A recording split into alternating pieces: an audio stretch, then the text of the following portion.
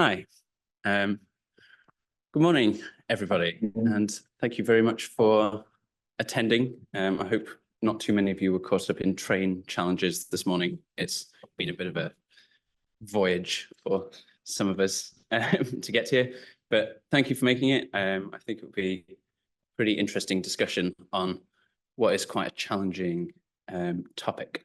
So just kind of give the format for the event. It's on the record. We are also online, so hence why we're using the mics. And if you have a question, please use the mic. It's just a push to speak, push again to not speak. So fairly straightforward. Just to kind of preempt perhaps some questions, certainly for me, and I think perhaps for Twana and George, I'm not completely sure, because it's an election, we are restricted by Charity Commission rules a little bit on commenting specifically on party political issues. So probably ask Henry some questions about that. But I think we won't be able to answer any very specific questions on this policy, that policy, but obviously we'll talk about the kind of the future direction in a more general way. So I think,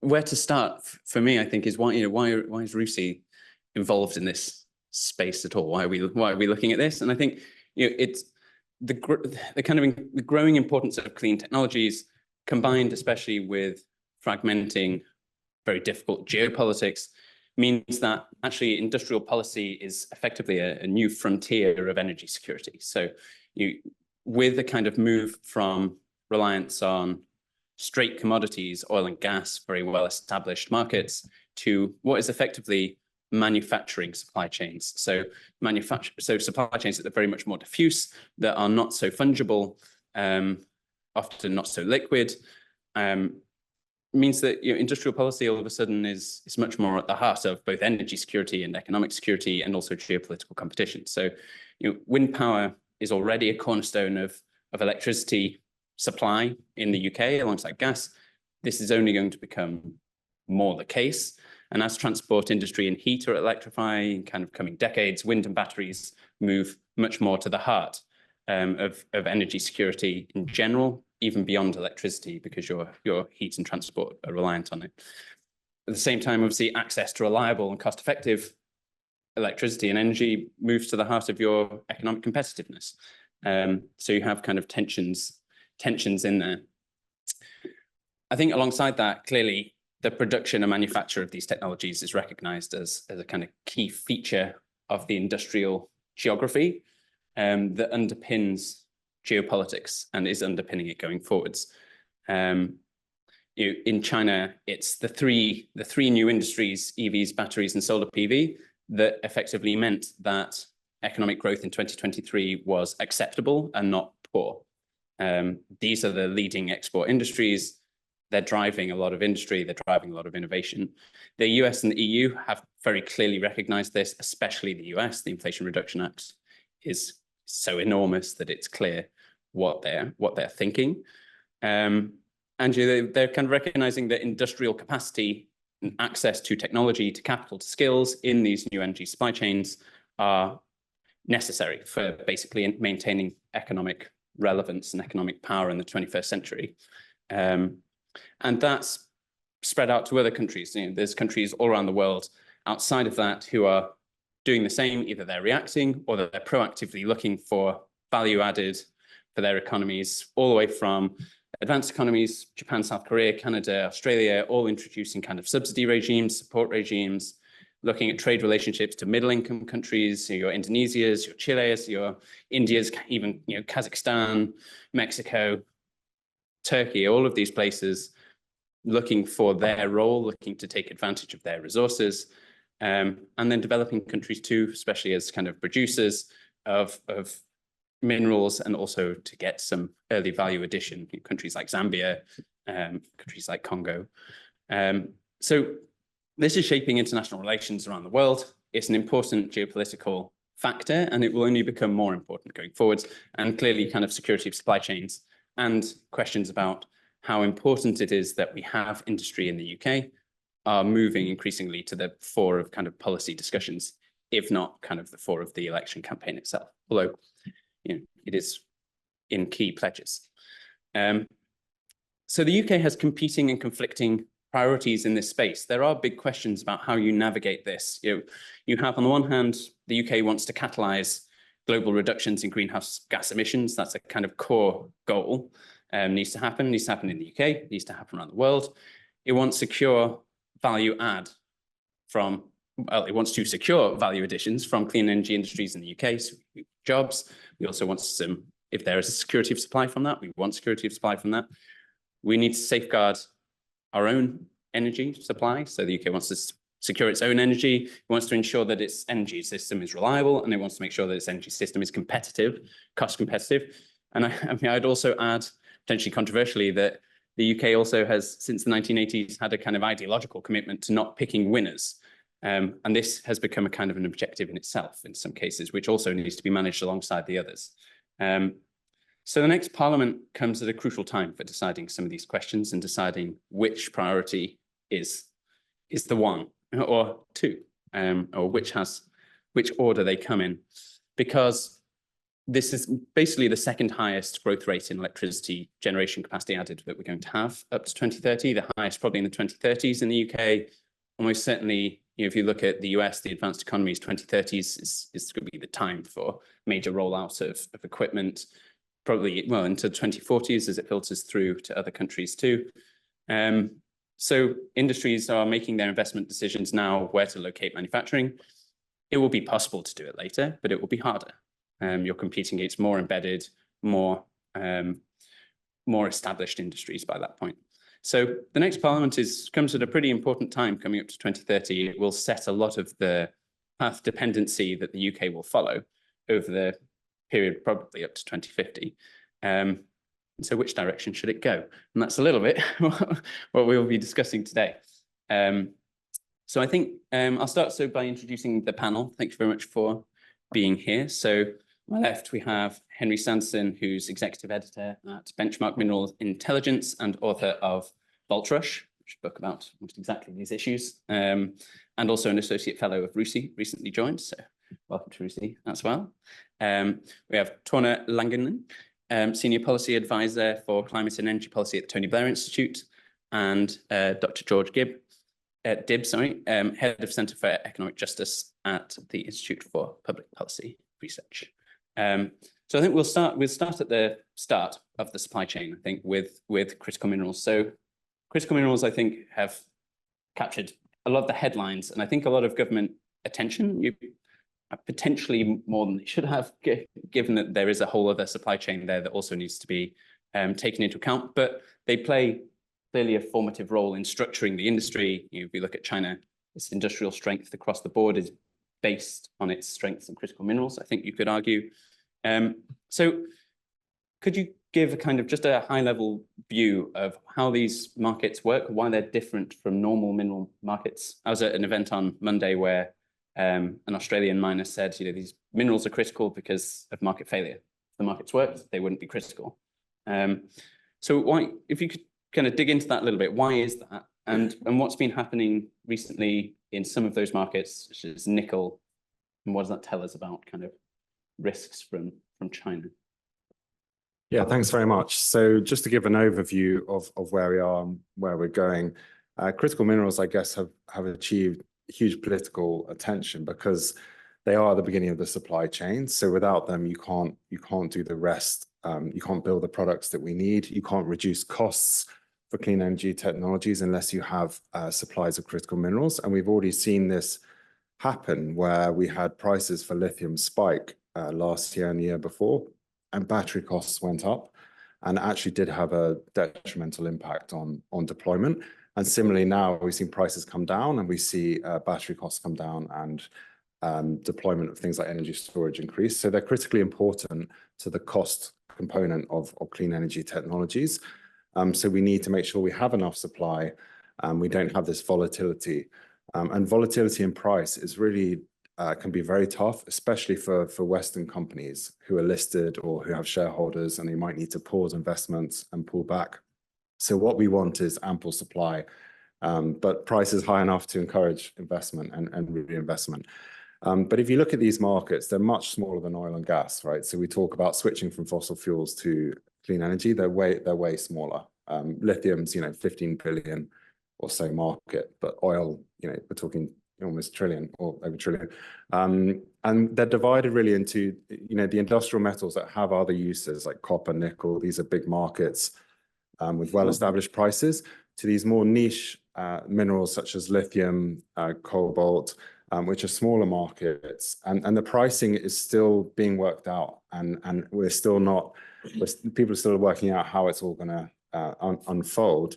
But something like lithium, the market's grown 5 times since 2015 alone, and it's probably going to more than double this decade. So these are small markets that are expanding rapidly, and the problem really is that China's control stems from both the fact that they have investments in a lot of raw material supplies overseas, but they process a lot of these minerals cost competitively.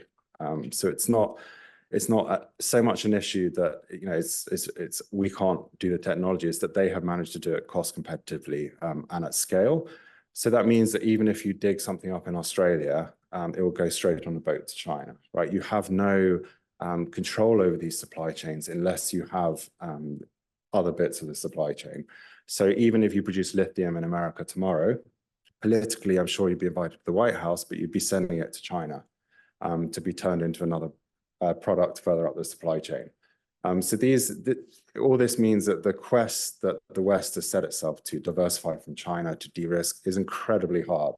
I can't stress that enough, because it's not a matter of just opening a lithium mine or something. It's a matter of building out the entire supply chain. Otherwise, you're always sending to the most cost competitive place, right? We still live in a world of economics and markets, right? You're not going to artificially, increase the cost. So that's the huge challenge, is not so much the critical minerals, but the whole supply chain. And what the West needs to do is build up a allied supply chain, so that countries within the friendly countries can play to their comparative advantages, and we can try to build out a supply chain that is still cost efficient, but it does not involve China. But the challenge of this is immense. And the second thing is, as we've seen with solar before, is Chinese companies are rapidly expanding to invest in overseas production facilities, whether in the Middle East, Morocco, other countries. And again, we don't know the cost of those yet, but they probably will be more cost competitive than Western production. So that's really the challenge we're at. Something like nickel, you mentioned, sort of sums up this challenge, where you have Indonesia, which is biggest nickel producer, over 50% production, but most of it is Chinese companies who process the nickel in Indonesia.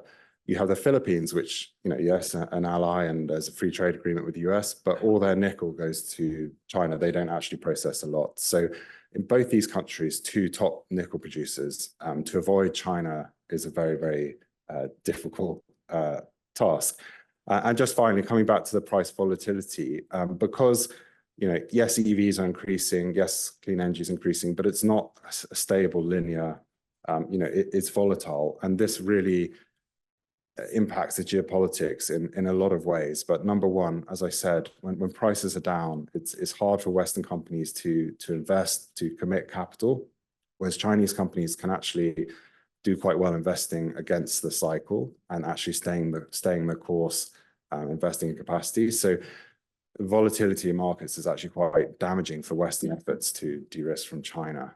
So that's why these mineral markets, because they're at the beginning, we need to ensure supply, ensure the prices don't get too volatile. Because when Russia invaded Ukraine, for instance, nickel prices skyrocketed, and it has all these knock-on effects. So, I mean, just 2 kind of follow-ons on that. With China's ability to withstand volatility, is that just a question of scale, or is it a question of government backing and support?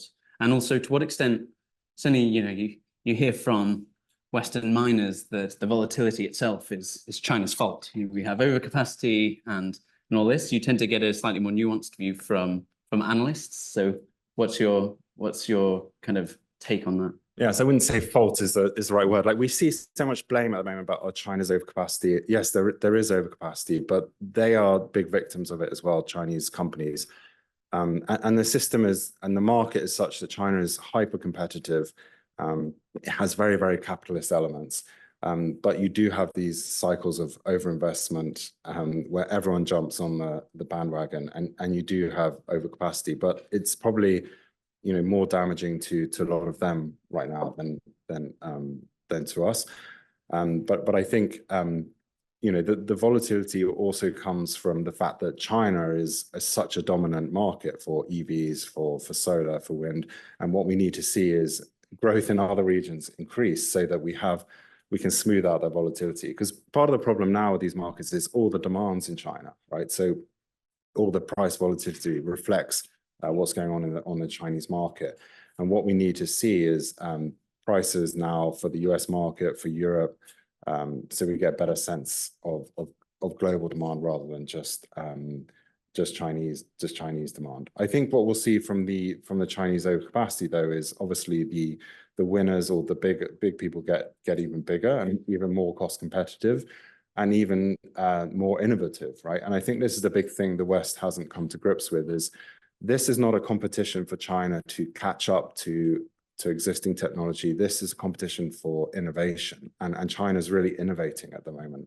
And if you look at Xi Jinping's, you know, new quality productive forces is one of the slogans, and this is about innovation and breakthroughs and future breakthroughs, right? So we're really, you know, it's not so much a competition of, oh, we just build the manufacturing to make up for China's production. No, we also need to innovate and think forward to the future as well. Well, so this is a kind of question, again, came up earlier in the week when I was at a mining roundtable. So one of the things that you sometimes hear about in mining circles is the need for two prices, which I'm sure you've heard of, basically a kind of China price and a non-China price in order to drive diversification.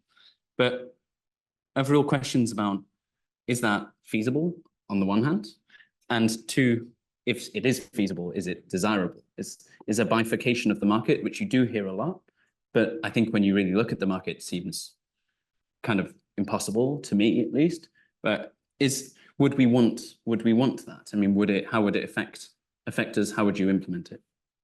Yeah, it's a good question. So we do have it to some extent at the moment, where something like lithium, you have a Chinese spot market price, and then overseas you have contract prices between automotive companies and lithium producers, which can be higher.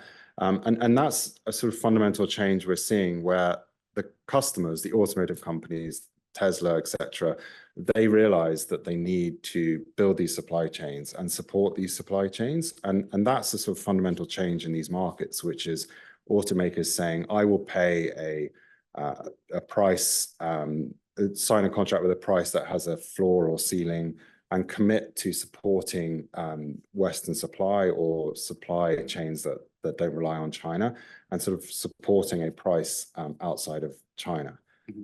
So we have to see how that's going to unfold. The second thing is sustainability angle, and are we going to see people willing to pay more for more sustainable supply and a less carbon intensive supply chain, and can that be reflected in the price? So these are all big questions, but the issue with the Inflation Reduction Act and these other big policies is they do distort markets, right? And we've yet to see the full impact of that, but it can artificially support prices that later can then collapse, right, under competition, or if the policy's changed in the US. So that's a big concern. Yeah, it's interesting, isn't it? Because you kind of see three dynamics. You have the kind of China driving the fundamentals.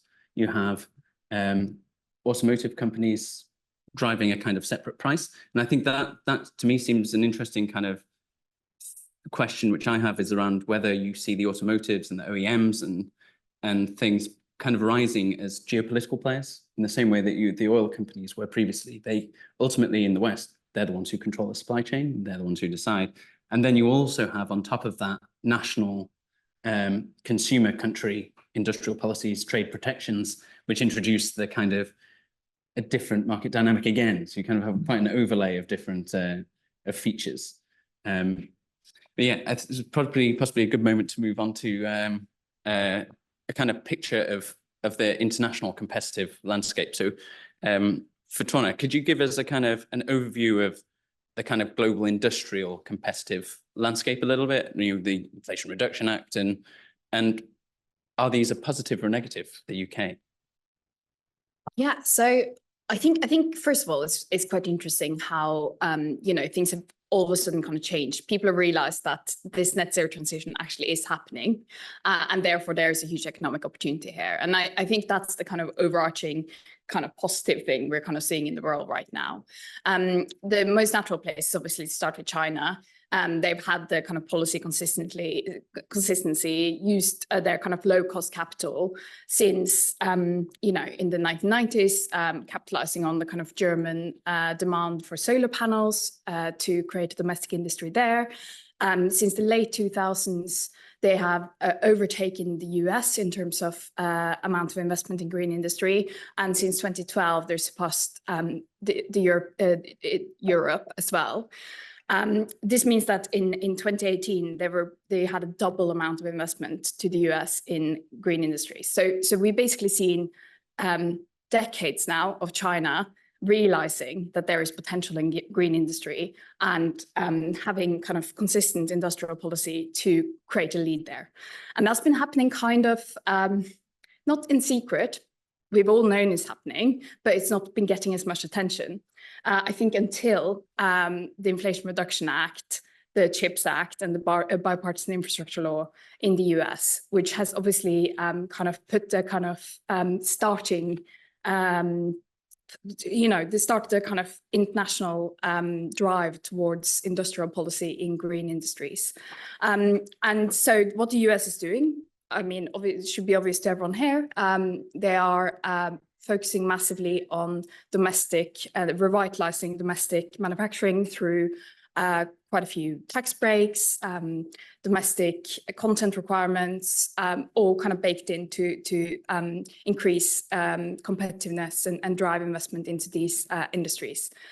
This has caused others to respond. So we got the EU's Green Deal Industrial Plan, the Net Zero Industry Act, much more focused on regulation. There's obviously less subsidies available in an EU context. So we're seeing the introduction of things like the CBAM, which we're likely to also see in the UK. And what this is having a huge ripple effect, which is obviously what Dan said to begin with. You're seeing other countries kind of trying to capture these same industries and find their place in this quite complicated international space. Japan, South Korea, Canada, etc. At TBI, we work with quite a few countries around the world, leaders around the world. The question we get the most these days is from leaders who want to understand where is their place, how can they find their place and win in green industries. So we got countries like Kenya, for instance, who's using the amount of power in the Rift Valley to create a kind of competitive advantage in certain industries that uses a lot of power. And this is how the kind of international picture is starting to shape up.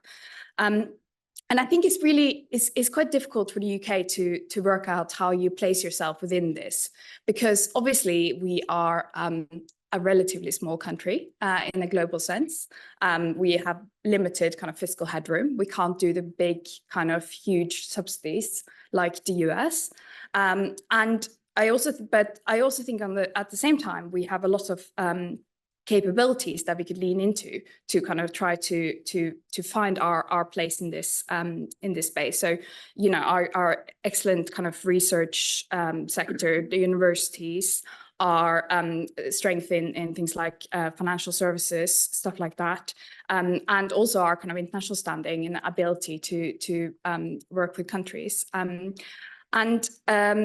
there's also kind of positive spillover effects in terms of the kind of rapid innovation that is happening around the world. So, you know, we are seeing these technologies move faster and faster, and cost reductions happening at a rapid pace, which the UK can benefit from. So I think from a kind of UK perspective, we're now in a weird place where we kind of have to have to kind of think about what every other country is doing, and then weigh up a few different considerations. So one is how can we reap the economic benefits, and where is the actual economic benefits in a world where a lot of other countries are moving at the same time? When we talk about security, how do we think about security? What kind of security are we thinking about? And what does that actually mean? Does it mean that we need to produce things onshore, or does it mean thinking about collaboration and how we're working with other countries? And then weighing that up against the kind of questions around the pace of the transition, the importance of kind of low cost products. So the question around, for instance, how you deal with Chinese EVs, etc., is obviously a huge kind of strategic consideration for the UK right now. So I think the question is basically how you're smart in this kind of new world that's developing. So, given that, how can the UK be smart as a starting point? I think if we're looking at supply chains, one thing that I think is clear, and George may comment on this afterwards, I'm sure, and his report at the IPEPR kind of showed this as well, is that the UK has strengths, but they're unlikely to be vertically integrated strengths. So I think there's not going to be many sectors where the UK brings in the raw materials and outputs, consumes or exports a final good. There'll be widgets from here, exports to there, re-imports. It's a network of suppliers and the supply chain, which the UK will just be a part of. How does the UK navigate its kind of need to be integrated with, say, the EU as a large market, the US, where you need to be a free trade partner, but also its own kind of freedom of movement and the benefits it could get from that, with relationships with, for example, Australia pushing for those kind of things. You have countries like Japan, who you have kind of all of a sudden much more alignment in terms of interests. You have middle-income countries, all of that kind of stuff. Just we'll talk about it more later, but how do you just start to approach those kind of questions? So I think the first thing the UK needs to think about in this context is to become a kind of relevant partner. So I think it's really interesting, for instance, I mean, when Jake Sullivan had his kind of big speech, so that's in the US about a year and a half ago, he didn't mention the UK. So he was kind of talking about potential partners, and he did not mention the UK. And the reason for this is that the UK was not seen as someone who was strategic for the US in this space, because we did not have those policies that made us a kind of attractive person to want to sit around the table with and collaborate with. So the first thing the UK needs to think about is not just what do we need to kind of get to our aims, which to date has actually been rapid decarbonisation rather than securing and kind of onshoring or reaping the economic benefits of transition. So the first question is what do other countries need? How can we be a kind of strategic partners for others in this space? And I think there's a few different ways that you can approach that question. One is obviously thinking about, the EU has a kind of big push towards, wanting to produce things in the EU. Do we have capabilities to produce certain things that the EU need to meet some of these requirements? That could be strategic for the EU. I mean, we probably don't have a huge amount of critical minerals, right? So that's probably not one. Like, where are the other spaces we can operate in? So I think that's one thing. And the other is as well, kind of looking beyond the kind of EU, US, is thinking also about some of our kind of international standing. And the UK obviously have a kind of huge network and very long, deep relationships with a number of countries around the world that can be utilized and should be utilized in this context. But it does require for those relationships not to be extractive. And also, in particular, when you're kind of thinking about where a lot of these countries are that have, for instance, critical minerals in their countries. There's quite a few people knocking at their doors at the moment. So how do you think about what do these countries need and want, and how can the UK think about capacity building there? And this is what the US is doing at the moment as well, as a kind of part of their kind of competition with China, is thinking about, you know, how do we do some capacity building in Africa, for instance? A lot of countries in Africa will be interested in how to move up the supply chain, how to do the kind of green industrialization part of the package. So how do you think about those relationships in terms of what those countries need, not just what the UK needs? And for me, that's a kind of important starting point. Interesting point, and a good segue to George to talk about what the UK can offer. Just before we go to George, obviously people online can put questions through the Q&A, as I should have mentioned before. We have a few in already, and I'll give George an opportunity to speak, and then we'll see if there are questions in the room as well. So, George, you've got a report out. It looks at pretty much exactly that issue, like what is comparative advantage, and I think that's kind of one of the places to start. So where is the UK comparative advantage, and how difficult will it be for the next government to actually take advantage of it and to build on it? And, you know, what sort of policy is required? What sort of risks and benefits do they have? Yeah, thank you, Dan. So most of my remarks will be drawn from an IPPR report that came out a couple of weeks ago that has already been mentioned, called Manufacturing Matters. And in that work, we tried to understand the challenge facing the UK economy. And in the intro, it was mentioned around kind of the UK has stopped picking winners since the kind of 1960s. But I would go a bit further. And I think the core argument that I'm trying to make is that the UK government and its failure to consider production, how production happens and where it happens, has made our economy weaker and more brittle or less resilient as well. And that manifests in a whole range of ways. So it matters a lot, though, given this conversation that we're having, primarily because the net zero transition is primarily a challenge of making. We need to produce a load of different products to enable us to hit that transition. So there are production and trade challenges that come alongside that. Just for an example, the UK has 35 million homes. Over 95% of those have a gas boiler. Every single one of those has to be replaced with probably an electric heat pump over the next 20 years. Every single petrol and electric diesel vehicle has got to be replaced with a battery-powered vehicle.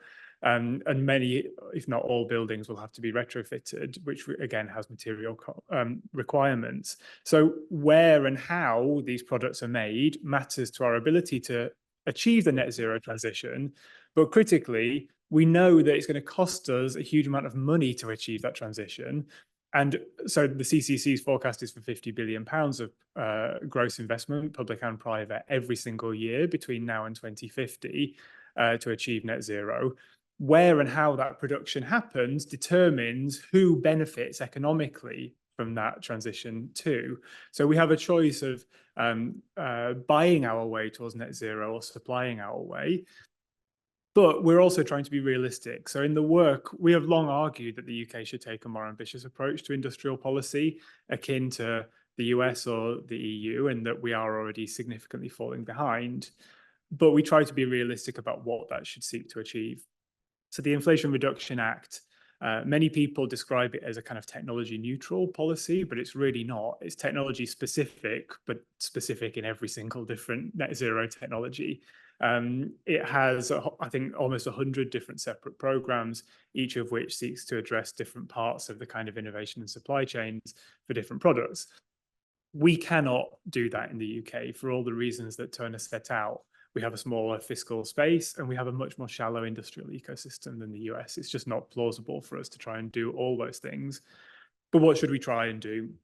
So first of all, we try to assess the UK's current industrial strengths. And actually, these are really neglected often in the economic debate.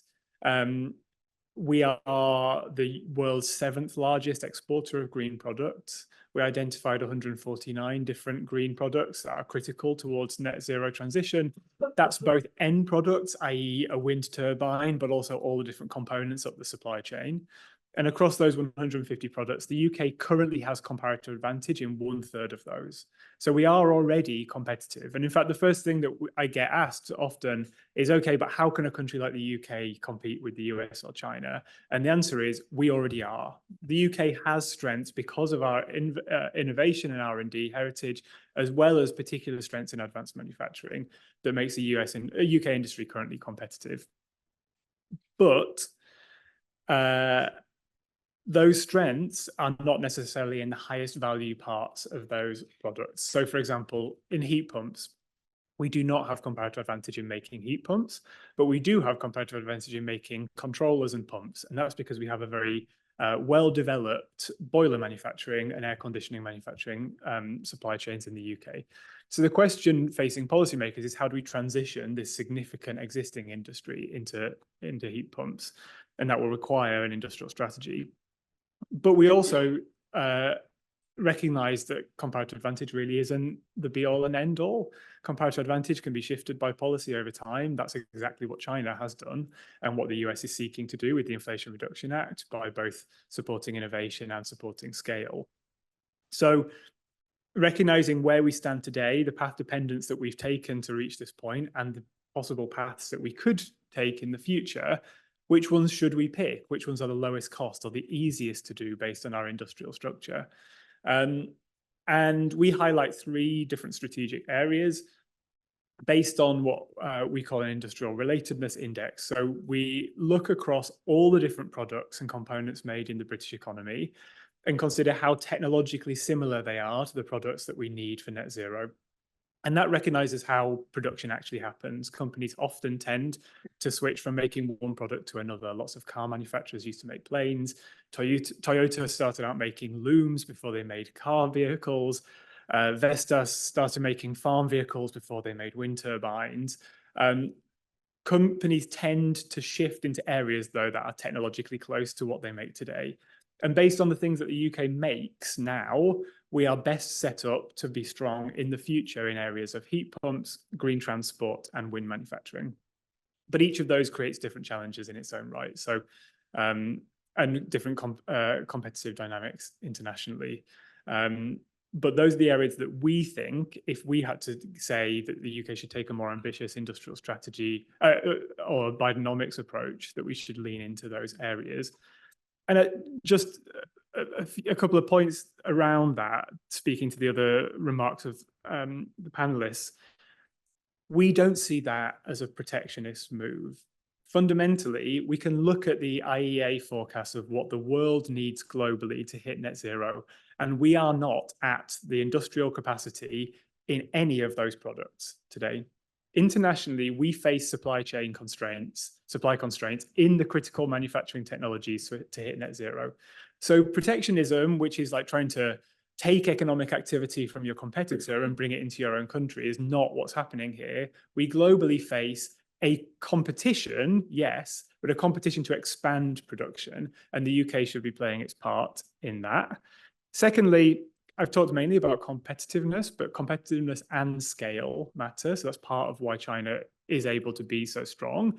Yes, we should seek to specialize in areas where we have competitiveness, but equally we should aim, when we do that, to get as fast as possible to scale and down the learning curve, which again is what China has done.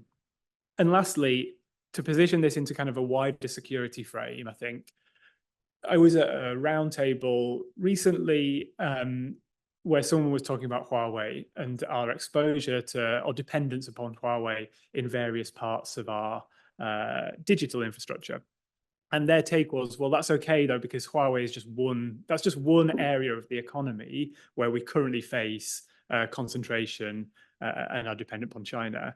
But looking at all of those critical net zero technologies, which are essential for our economic and climate security, we face a Huawei in 10, 20 years' time, unless we act now.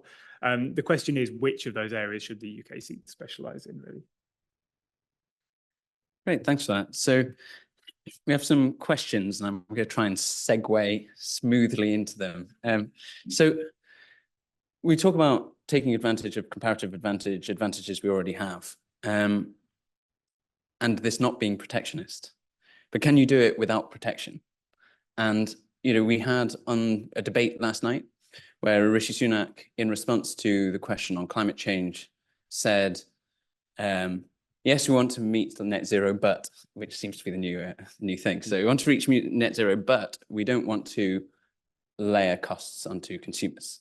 So protection around industry layers costs onto consumers, at least in the short run, but obviously benefits, cost benefits. So what's your view? Do these industries already there? Do they need support? How do we do it? So I don't think we should talk about costs without talking about benefits too. So the UK economy is structurally weak because we have poor economic diversity. So there's another point that comes out in the report. The UK is the only G7 country which has seen a decline in its industrial specialisation over the past 30 years. That is undoubtedly connected to our poor investment and to our rising regional inequality. So by addressing this green manufacturing challenge, we can also create economic prosperity in the future, as well as other strategic needs like reducing our regional inequality or levelling up. But can you do it without costs? I think my view is, I know you can't do it without any fiscal costs, but the balance of costs and where those fall and how government can to some extent decide that by tax funding it and deciding taxes which fall in different parts of society. I don't think it's purely a question of layering costs onto consumers. And in fact, lots of these things, if funded in the right way, can make energy costs lower for consumers too. But I think looking at what the US is doing, for example, with Chinese tariffs is an indication of what we probably shouldn't be doing. In my view, industrial policy is not about protecting domestic producers from international competition. It's about supporting domestic producers to be internationally competitive. That is what China has done. And what we should seek to do too. We already have those areas of competitive advantage. There's a significant amount of literature that we should where we have a strength in a supply chain to expand outwards from that. And I think that is the route that would have, yes, some costs, but also the highest economic benefits too. So just to open that out to the rest of the panel, I mean, how do we respond to protectionist measures in other countries, subsidies in other countries, potentially uncompetitive practices? Do we need measures, or do we address it through public funding, grant funding, support, take it to the taxpayer, I guess, rather than the energy consumer? I mean, I'm going to be a bit cheeky and not properly answer the question, but I just want to make one point, which is that if you think about what China has been doing, and you actually said it up front, what they've been doing is innovating, right?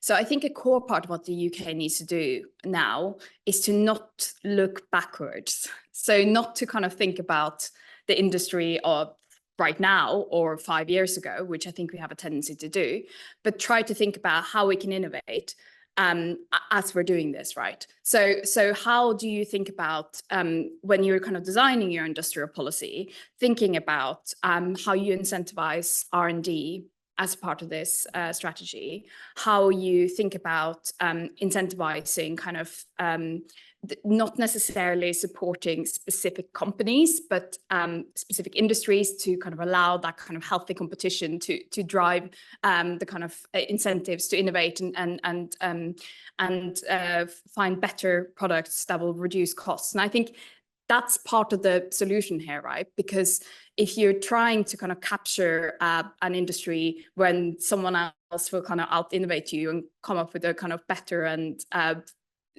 lower cost product, you are going to kind of consistently have to subsidize that, which is not where we want to get to, not for net zero and also not for our economic competitiveness. So I think that angle as a part of your industrial policy is really, really, really key in this context. But yeah, sorry, that was not fully answering the question. Then I shall pass it over to Henry. No, I think it's very tricky, but I think we need to work out how we can fit into the supply chains of bigger countries like the US and Europe, and then try to attract the foreign capital or the capital that is there to invest in the UK as a way of accessing these bigger markets. And this is what, you know, Morocco is doing, other countries, Middle East are doing. So yes, how can we slot into the Inflation Reduction Act? How can we fit into what Europe's doing? Because as we've said, we can't subsidize whole industries by ourselves, and then also building on these comparative advantages that we have, but making sure that those those markets can be supported by policy, but not in a very costly manner. I'd also say that there is an angle of thinking about Chinese investment, and we do see the battery factory being built in the UK is being built by a Chinese company. Geely makes London electric taxis in the UK. So there is capital, I think, that can come.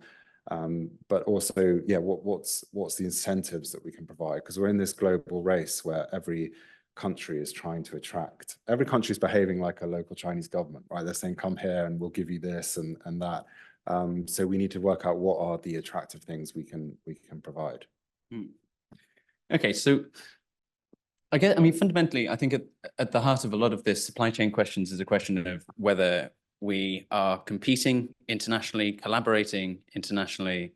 Is the competition healthy? Is it unhealthy? And that is my attempt to segue into the first question we have from online, which is about supply chains and kind of critical climate risk. So Ben Bowie, who will be hosting a workshop at RUSI in the relatively near future, has asked a question basically saying, well, the analysis, TMP's analysis, so this is the company from the question, of mineral supply chains suggests that near term, so 2030 to 35, cumulative climate risk will be a major challenge for securing energy supply chains. The primary issue being around kind of concentration in extraction and processing, for example, rare earths, nickel, PGMs, South Africa, lithium, which makes supply chains very vulnerable, even to quite localized extreme weather events. I think quite often we're talking about flooding in that context in China, but also kind of heat wave events which shut down mines and things in Australia. So in our view, TMP, diversification and adaptation is urgently needed. The pace of change required means that China needs to be part of the process, given its importance in innovation and investment, but that seems unrealistic in the current political environment. So how can we change the nature of this narrative to build collaboration between governments, businesses, and other key stakeholders? And is climate risk actually an opportunity in that respect as something that kind of brings all countries to the table? So any views? Yeah, I think it's an absolutely huge risk, because what we're seeing is our demand for more sustainable supply chains is making it much worse. So for instance, supply in China is shifting to provinces with hydropower, and we already saw droughts impact that supply, and companies had to shut down or they're told to ration power. So they're shifting from coal-heavy provinces to these hydropower-rich provinces. And in the West, we're seeing investment going to places where there's hydropower, like Sweden, north of Sweden, Quebec. And, there's not enough hydropower to go around. And, the electricity demand in just the north of Sweden is going to more than double in a decade, because you've got battery production, green steel, etc. So we are building out these industries in, yes, areas where there's hydropower and renewable energy, but they're becoming more concentrated and more reliant on those sources. So we are, that leads to more volatility, more outages, and then you've got the impact of extreme weather across the whole rest of the supply chain. So I think what I hope is that companies are starting to realize that having a diverse supply chain is worth paying for, just to mitigate against climate change risks, and that will help support diversification. Yeah, so I think that we are really bad at understanding climate risk generally. Like it's one of those things which is like we're kind of hoping it won't happen, so we're just kind of like not dealing with it. And I think actually one of the first things that needs to happen for that process to happen, because I do agree that there is a potential here for that to be a kind of a process that will enforce some of these trends and lead to more secure supply chains, is that people need to fully internalize that risk. So I think part of that will actually be, and I think this is where we're seeing some interesting stuff about how better kind of satellites, and by using data and AI, we're getting a much better understanding of what climate risks are due to look like. So for instance, NVIDIA made this big kind of digital twin, which was showing how some of these risks are likely to play out, and the kind of those kind of tools gives us the opportunity to kind of test different scenarios and like to a greater extent stress test some of our supply chains. And I think that will be absolutely key to kind of lead into this positive potential process that you're talking about to actually secure up some of these supply chains. I think it's really a profound risk, but before kind of speaking a bit about that, I think it's interesting to just surface that when we talk about resilience, it's one of the things that we discussed before, that resilience means different things to different people. So when I think about resilience from an industrial perspective, that's quite different to critical mineral resilience. That you can achieve industrial resilience but still be totally reliant upon critical mineral imports from somewhere else. And equally, resilience means different things to climate or trade experts. On the kind of the risks point, I think it's incredibly profound. If you're looking at, I think the idea that we can kind of hope that it won't happen, I completely agree that that is broadly the position that people are taking, but that would have been viable when Nick Stern published the Stern Review. That was a quarter of a century ago, nearly over now. And we are now in a world of climate disruption, whether it's floods in Taiwan, shutting down semiconductor fabs, cocoa and olive oil prices today, or the potential inability to grow oranges in the continent of Europe within 10 years. All of those things are going to fundamentally change what we consume and how we make things. And that is a reality today.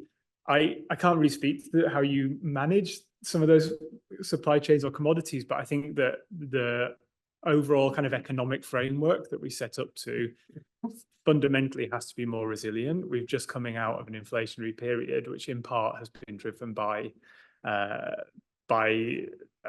trade and climate instability. Aiming for a 2% inflation target is probably not feasible in an era of global climate catastrophe. So our fundamental systems of international management, of economic management, are just not set up for the world that we're in. And equally, the European Union, starting out as the European coal and steel community, was an attempt to moderate those supply chain risks and a view that Germany, because of its high quality coal, would be able to get a competitive advantage over other European players. But to be able to do that without political alignment too, in the end turned out to be impossible. And I am skeptical that we will be able to achieve global political alignment between the EU, US, and China to enable us to moderate between winners and losers in the global climate change that we're about to see, given that we're totally unable to moderate between winners and losers, between pensioners and millennials within one country today. I'm just incredibly skeptical that we're going to be able to do that. Yeah, I mean, I wonder, it's an interesting point about hydropower as well, in the sense that I wonder if there's a kind of transition risk element in that you have regulations like CBAM, which should drive investment in clean energy systems, but on the other hand, also drive investment very quickly because it's not necessarily in step with that to, say, hydropower regions. You also see the same in like Mosal in Mozambique. Yeah. It's based on Corabassa and the Zambezi, all sorts of drought-related problems there, and your backup is gas. So you've kind of got that kind of issue around there of not unintended consequences, because it's kind of something that has to happen. You don't want to be exporting your emissions, but on the other hand, it's there and perhaps, I guess, needs to be considered in risk assessments and things like that when you're enacting policies. So kind of still on the question of supply chains, we have a second question on basically how you address modern slavery risks in this whole transition. So I think, this is kind of talking specifically about solar, so Xinjiang, but I think, it's a general question about, I think especially critical minerals mining, but I think also if you look at Xinjiang, really the processing, the whole chain, there have been measures. The US has taken measures which did move a lot of production in China. And I also have heard that a lot of the EU battery passport regulations are having immediate impact in China as well. So what's I guess start with you, Henry. No, that's right. Regulation basically is a way to solve it. And we saw this week, I think Volvo came out with the first battery passport. So you can scan the QR code and you can check out where all the minerals in the battery have come from, the number of suppliers, etc. So, that's all due to European regulation, right? We wouldn't have that without regulation. So that transparency that auditing, that helps push supply chains to avoid forced labor, and also pushes Chinese companies to perhaps move out of Xinjiang. And we're seeing just recently Chinese are going to build polysilicon in the UAE in the Middle East, which is quite interesting. So they're very aware of what the end demand wants, and they'll shift supply chains, I think, appropriately. But I do think you have the other issue, which is if you just avoid it, it doesn't necessarily stop it from happening. And something like cobalt, that cobalt still goes somewhere. And why is it we care so much more about an EV than a mobile phone? That cobalt's still going to global supply chains. So it doesn't, just avoiding it and saying we don't use cobalt that's not traceable doesn't solve the problem. So I think we do need to be aware that it's still going somewhere, and it's still going to China and then ending up in products that we use, right? So yes, it's good that green products are driving change because they're green and they have to be more sustainable, but I think we have to be aware the problem's still there. And equally with Xinjiang, right, if we don't take that, it might still go into solar panels in China, right? And they the problem hasn't gone away. Yeah, I think interesting also that Volvo is Chinese owned, I believe. So Yeah. So it's not necessarily the kind of simplistic picture you quite often get in the press of Chinese companies malpractice. It's lots of different kind of ways of viewing the issue. Yeah, I mean, I think I did also have a point on that, but I've lost the thread. So move on to the next question. So two questions as well on circularity. So it is a big question in these supply chains, and I think it's an interesting question from a domestic and an international point of view that comes back to, can you link up all of the different parts of the supply chain? So if you are collecting recycled materials, maybe you are processing the material as well. And currently, I think it's important to remember at the moment with things like scrap steel, we don't actually really do any processing, very much processing in the UK. We just shove it all in a big skip. Sometimes it catches fire and we ship it over to Turkey and then they deal with it. There's not necessarily a lot of processing in the UK. So that immediately gives you a sense of, once it's outside of the UK, it's being processed somewhere else, it's in the ether, and it goes into whatever supply chain it goes, and it will go wherever the metal demand is. So what role can circularity play in both the UK strategic advantage, since we don't have very many minerals, but we do have big demand? How do we make sure, how does this play into security of supply to ensure that we actually get the benefits of that? Yes, that could be, again, anyone want to take that?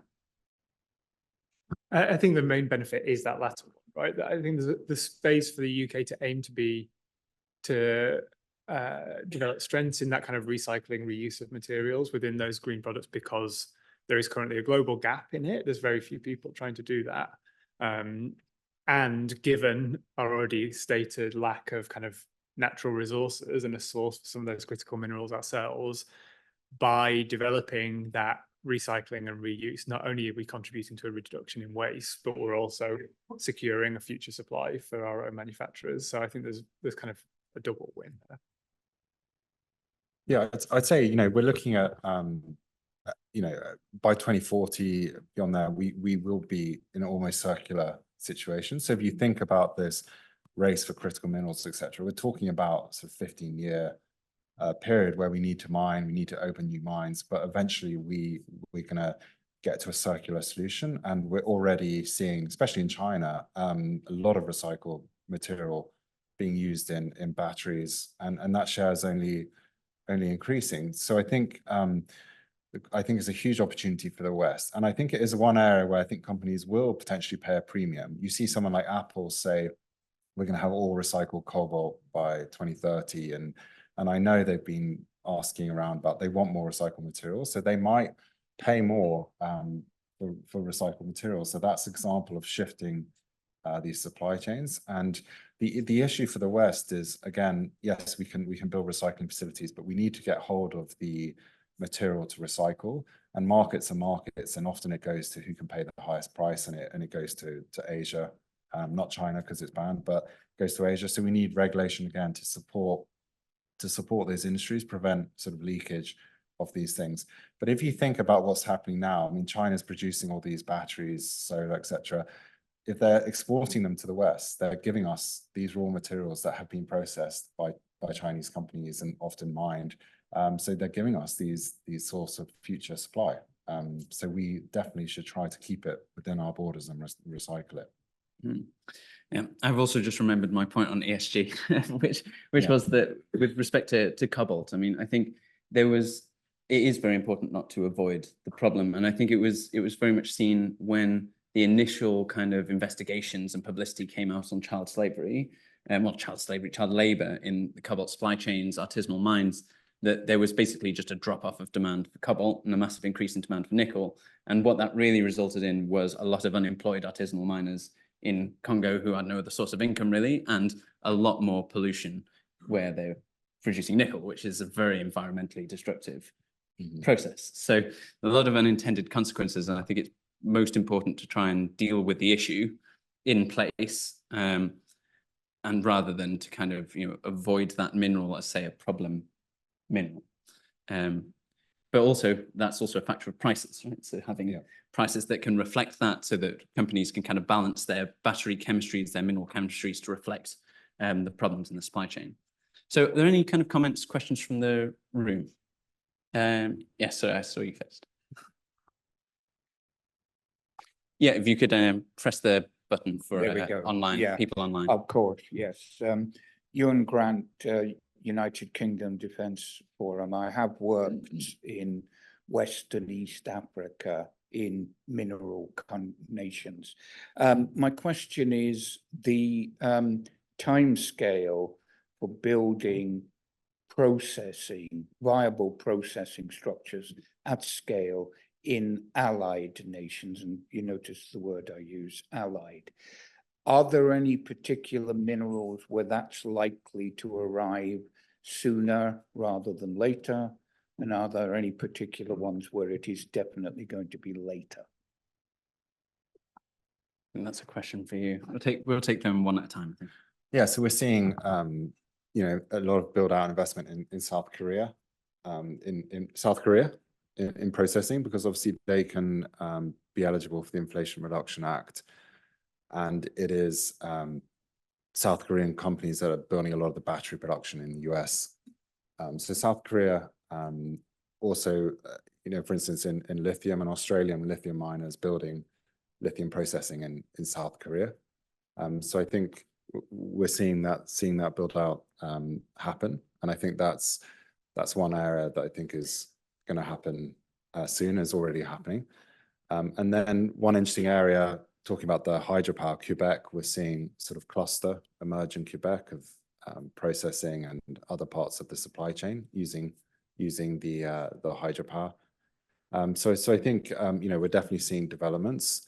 The issue is in minerals where China's share is so high, like graphite. We're talking plus over 90% market share. It's going to take a long time to sort of diversify, but something like lithium, we're already seeing a lot of efforts and a lot of production coming. So that's going to be more short term, and also cobalt as well. Cobalt and nickel, we are seeing other plans coming to fruition. The big challenge is, how do you be cost competitive? How do you compete, basically? And that's yet to be seen. Yeah, I mean, I think it's important also to kind of recognize just the scale of Chinese dominance in some of these supply chains. You're really talking like in many of them 80 to 100% of like processing of and then of use as well, and across many things. So even if you look down to imports, who's buying all of the minerals? It's China, so they may not be producing them, but they're buying them. Maybe they're also mining them. Then they're using them to produce goods. Then they're selling the goods. And at all stages, China is huge kind of dominance. That dependency, I don't think is going anywhere. but as in it will be there for quite some time. On the other hand, though, as these markets themselves increase, you will see just a natural diversification. The more money is coming into the supply chain, the more money is going out the other end. OEMs are looking to diversify their supply. It may be from Chinese companies abroad, but that is still different from Chinese companies in China. They're operating in different environments, all of that kind of thing. So I think it's kind of indirect dependencies and risks from China are here to stay. There's pretty much no way of avoiding them unless you end up in a fully bifurcated two-price market somehow. Even then, there'll be kind of fuzz in the middle. Fiona, you had a question?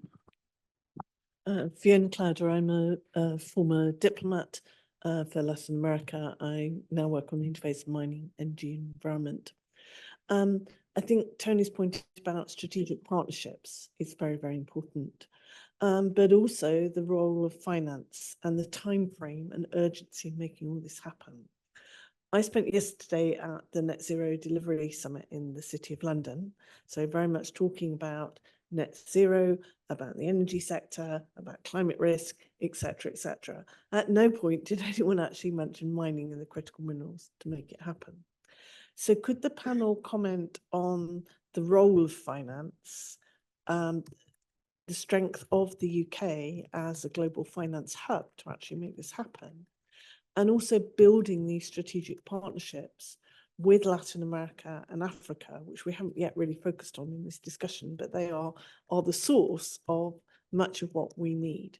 But others are also looking to partner with them. Sure. Anybody want to start?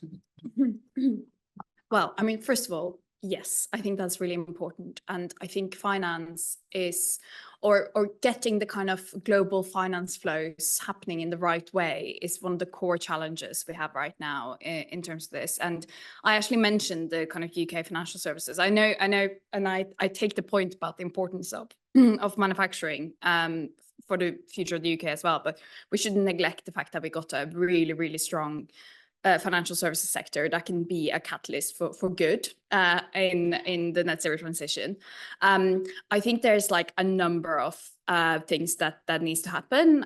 So there's some stuff around how do you get carbon markets to work, for instance, like at the moment, no one really trusts them. It's not happening. The flow isn't happening in the way that it should do.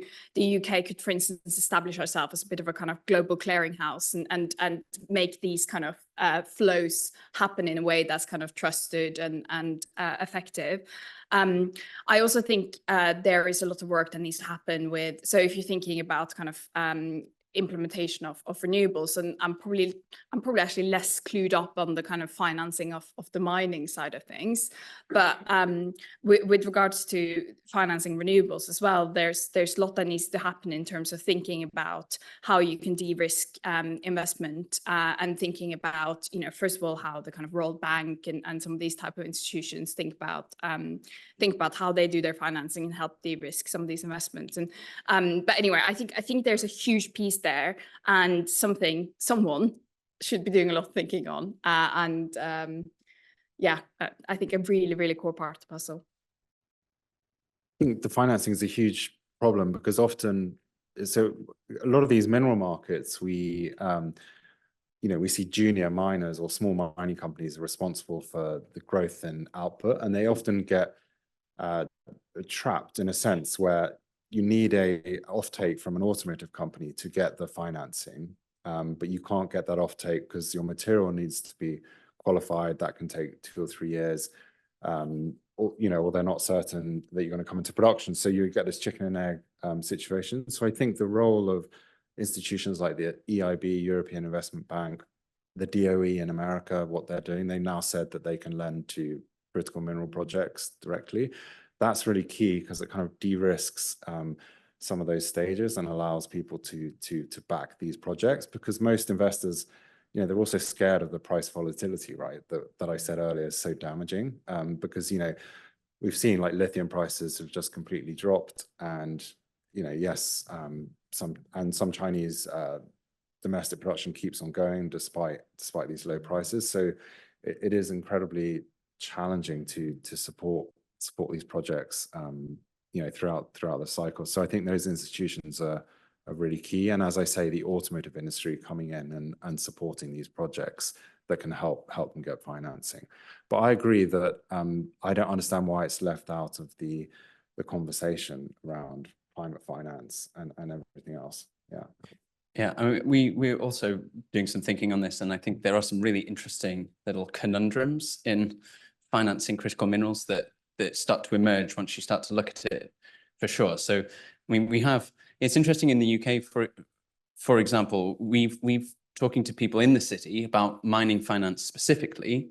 Quite a few of them said, well, actually, the UK is no longer a great place to do it. You know, there haven't been any IPOs in quite a while. Like, there may well be quite a few miners who leave. You may end up with only Rio actually on the stock listed in the UK. And then you have the kind of junior questions. So, you know, you don't have the majors playing in the critical minerals market. So you have your smaller miners. They don't have the balance sheet to fund the development. This reminds me very much of your problems developing power projects in Africa, where you basically can't attract the people with the large balance sheets. You're stuck with niche players.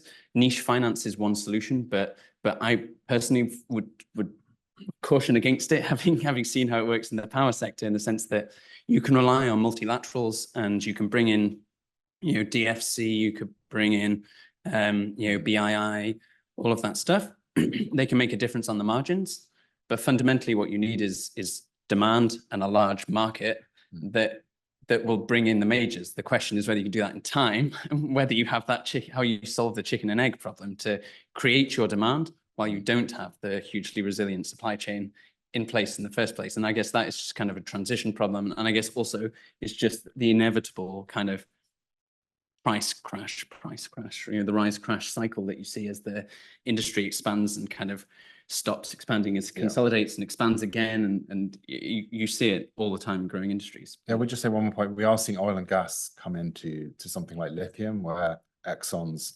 you know, bought up in Arkansas, bought up, you know, and people like that coming in with a lot of capital, big balance sheets. That's the kind of thing I think we need to see. And, you know, I hope they're serious about it. Yeah, although Exxon do have a little bit of a history of yeah, kind of investing in this space and then rapidly retreating Yeah. once when the oil price goes up again. Well, yes. Thank you. My name is Stuart Tester. I work for Baker Hughes. We're an energy technology company. So I think perhaps picking up immediately on Henry's point there, but referencing George's study, point about UK competitive advantage and manufacturing strengths. We've got a significant and strong and healthy offshore and subsea supply chain in the UK for traditional oil and gas reasons, of course. That supply chain is immediately transitional, including a just transition to offshore technologies such as CCUS, including green and blue hydrogen, offshore electrification and so forth. I just wondered, first question, if that was featured in your study at all, because it often feels like a neglected area of the economy, including in the net zero technology space.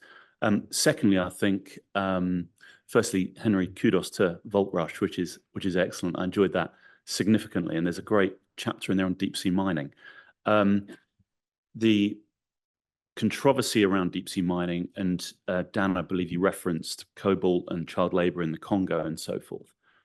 If I think back to, say, 2014, 2013, that kind of era, when we first had concerns around Crimea and Russia's involvement in Ukraine, supply security concerns around natural gas into continental Europe, that coincided with a big push around onshore natural gas fracking and so forth. That didn't move forward for understandable ESG reasons.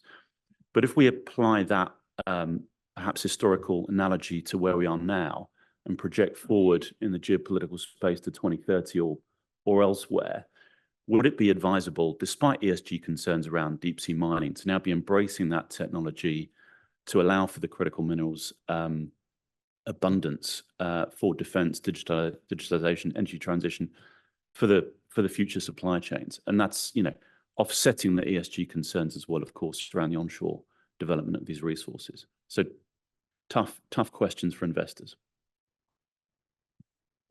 Yeah, sure. So thanks for the question. And yeah, so we address it. It's one of our case studies of where successful government support has supported that kind of industrial transition.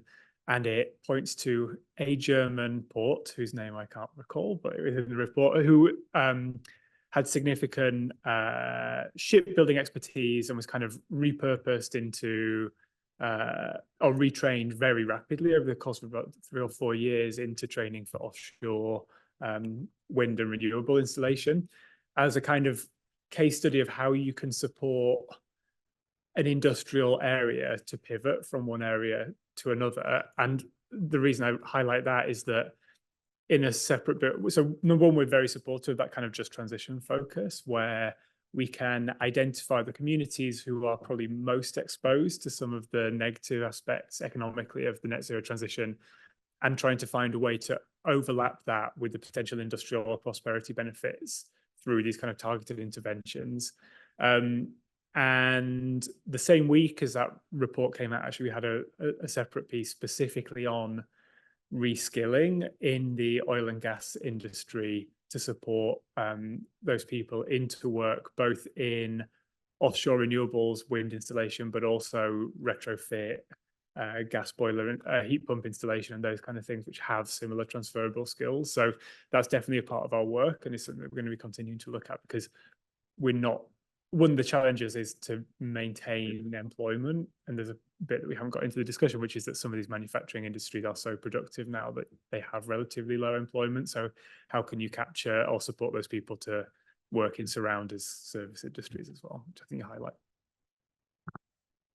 Yeah, just on deep sea mining, I think it is a very complicated issue. I think, yes, we should look at it, and it could be a source of minerals depending on the cost and everything. But, you know, what worries me is, you know, we do see a lot of backlash against it from NGOs. And I think in Norway, where they had sanctioned it to go ahead within their own waters, I think there's also been a big backlash, as far as I understand, against it. So you need to make sure you can get buy-in to do it. Otherwise, we face a situation where you know, people go against electric vehicles, right? And like we saw with Cobalt and Congo, we see backlash against electric vehicles. So I think we have to bring everyone, not everyone, but we have to try and ensure that the consuming companies, the Volvos, the others, will actually buy these minerals and be willing to use it, you know, because if they are all boycotting it or they're not willing to use it, then it kind of defeats the purpose. But yes, absolutely, we should look at it. The other tricky thing is the ISA, International Seabed Authority. You know, they haven't yet come out with the rules, and trying to get agreement amongst you know, the members that they need to get agreement is a very complicated process. I'm not by any means an expert on it, but you know, they need to make sure resource-rich countries can be compensated, and you know, find out a way of sharing the revenue from the deep sea, which is a resource for all of us, right?